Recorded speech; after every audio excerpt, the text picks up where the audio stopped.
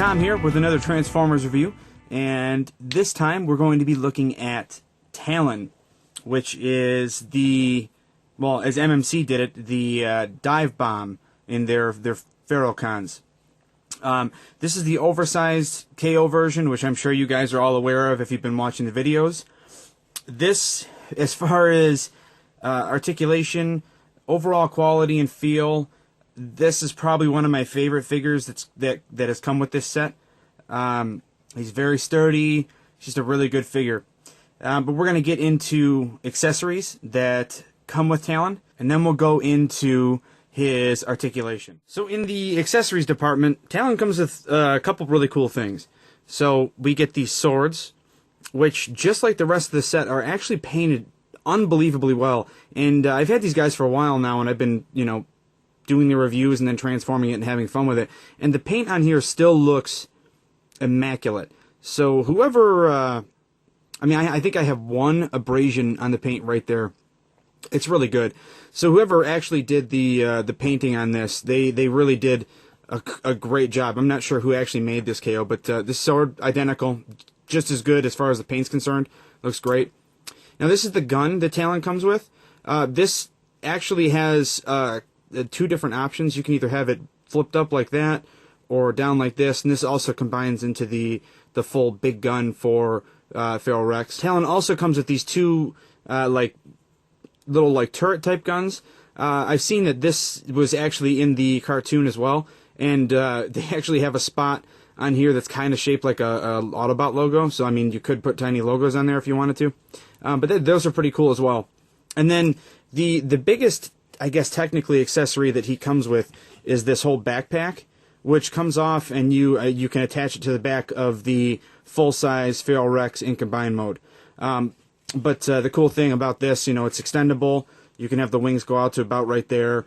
All of these are articulated as well. So I mean, that's pretty cool that they were able to do that and keep all that intact. But that's pretty much it for accessories. We're going to get into articulation now. So for articulation, we have the head. And the head can look down, and the cool thing about him, just like the other arm bots, is this piece is on a hinge. So it's not necessarily the head but you can have him do some pretty good downward poses because of that hinge being there. But the head also rocks back and forth. You can turn it left and right without any issues. It's not hindered anywhere as bad as the other bots. So the arms can go out to there. They also have a swivel right here, just underneath the shoulder. It has a double jointed elbow for the point of transformation. The wrist is not articulated, just like the rest of them. This pin allows it to actually articulate in and out, so that's pretty cool that that's there. But with the backpack on for the wings, he can't spin his elbows all the way around, or his arms all the way around. So that's pretty much the only negative there as far as that's concerned. He does have waist articulation. He's one of the ones that has that double waist articulation. There's a hinge up, or a joint up here and a joint down here. And then he also has the ability to bend at this joint as well, if you guys can see that. That's for the arm mode, but he has an issue that we'll get into when we get into arm mode. So the legs, though, can go all the way out to here. Completely unhindered. There's nothing blocking them. Now, the legs, as far as backwards go, with the backpack on, they can only go back this far, because this piece can't articulate up out of the way.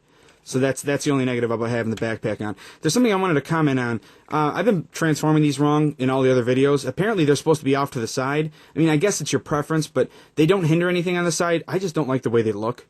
So I've usually been leaving them to the back, but for purposes of, catching my error. He also has a swivel at the knee. The knee bends over 90, which is very nice. And then these knee pads are actually his feet in the beast mode, which is really cool. And then the foot is on another one of those pegs with a hinge and then a ball at the foot, and it actually does a really good job. It's a little back heavy with this thing on, with the wings on, but it's not really that big of a deal. You can get him to stand fine. That it's just a little thing that they probably could have done a little bit better, as far as like making him balanced a bit more. But I've been told that the official MMC Talon actually has issues standing up as well. So that's something that they just kind of brought over. It's a mold issue. Now the paint, though, the face sculpt is actually really good. The paint on here is really good, and I don't know if you guys can actually see, but it looks really good. They did a really good job with that. The arms, I believe, are not painted at all. There's no paint on there at all whatsoever, but if you can make it out in the plastic, there's actually some like silver types of like flakes in there, which is really cool. The legs have some paint down here, some nice gold paint. The wings are painted really well. I believe this black is painted inside of here, and it gets a little dodgy, so I mean that's what led me to believe that it was paint. Obviously it's not, like they could put plastic in there. But the wings are painted really well as well. That gold looks really good. As far as paint on the back goes, this is more visible in bird mode, obviously, as is the black on here, but just to kind of touch on it, and that's a little dodgy as well, but not that bad. And then this area in here is actually, these are painted pretty well. Surprisingly. Those are pretty small, and they did a pretty good job painting them. But that's it for his articulation. We're actually going to get into the transformation into beast mode now. So the way I like to start this guy off, pretty much similar to all the other ones, is with the arms. So first what you want to do is flip this hand in, and then there's a peg up here on the shoulder, and there's a hole up here on the shoulder, and there's a peg down here, and you just want to articulate the elbow up to there, and then that's going to tab in right there. And then there's also a port on the body, and there's a peg on the arm, and that snaps in right there. I hope you guys could see that. So the head, this extends out, and then the face flips up and in there. So this pops open. You want to flip the foot around, just like that, and then make sure that this piece is transformed to the back, and then you want to rotate the leg around, come back over to this side, pop that into place, and then snap the foot down. So now the next thing you can do, if you'd like, is to flip these feet down, and then we can rotate at the lower waist, and then peg the legs together, and that is him in his beast mode. So in Talon's beast mode, there's not a ton of articulation in in the figure, but the cool thing is they have a lot of options for placing the accessories. There's a port on the front of the wings, there's a port on the back of the wings, there's ports on the arms for the guns or the knives, whatever you want to do. I really like how this looks with the guns though. And then there's also a port on the back of the backpack where this rifle can plug in. So that's a really, really, really cool feature that they have that on there. I didn't even know about that until I saw someone else's review of the actual MMC one, and I saw that there was something there like that. But to get into articulation, so essentially most of the articulation lays in the wings. So it has a hinge right here. It has a hinge up here.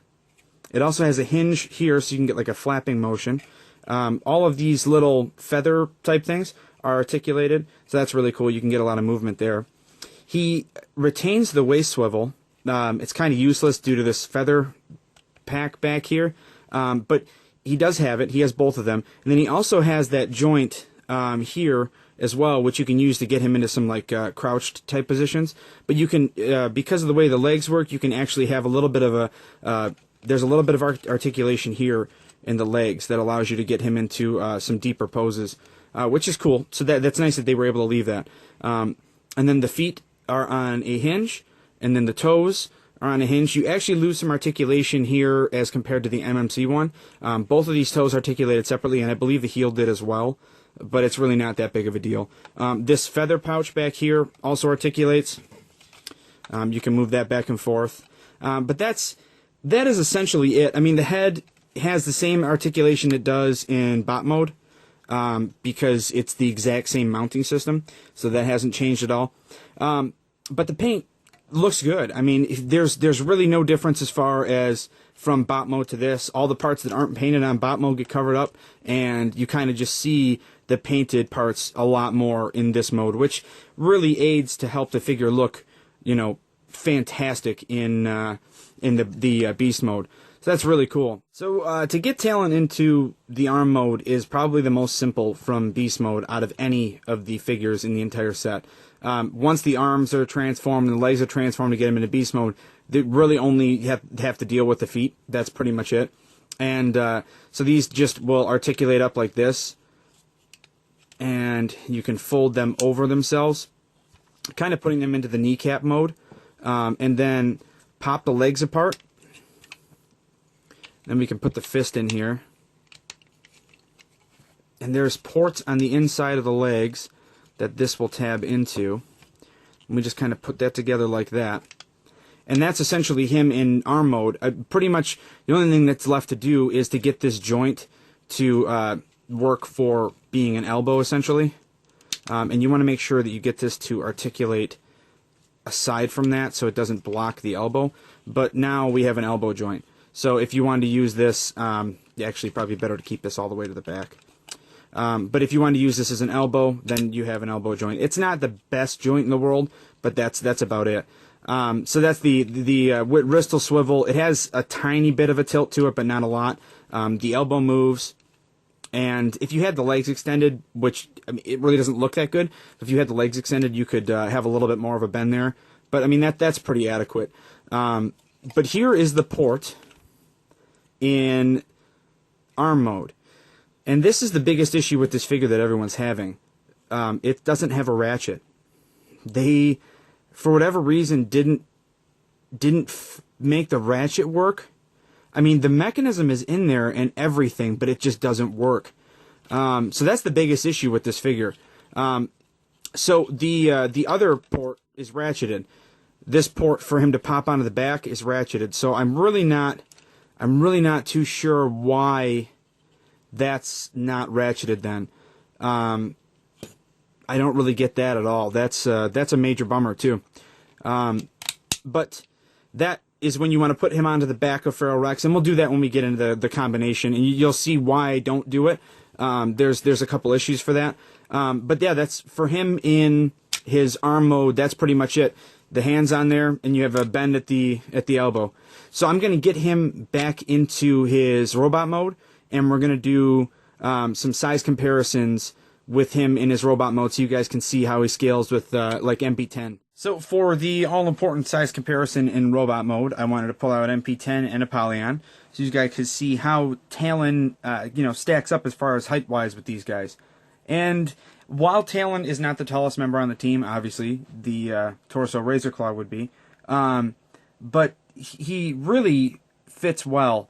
I mean, again, you do start to see some issues in the the quality department. He's not the best plastic in the world, but it's a KO, and as far as size is concerned, he fits really well.